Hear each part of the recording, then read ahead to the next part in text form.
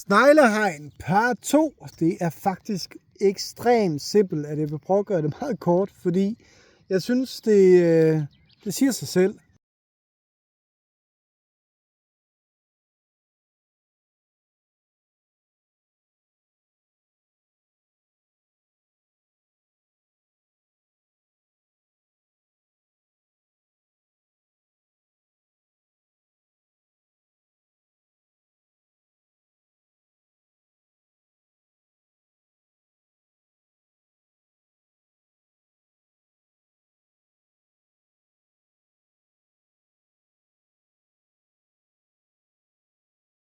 Så har den fået det famøse et-tals buning, så sneglen ikke kan komme hele vejen rundt, sådan set bare falder ned.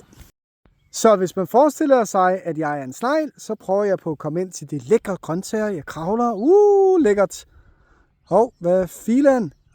Bum, så falder jeg ned, fordi der er en bue, og jeg kan ikke komme op. Nej, så jeg bliver ved og giver op.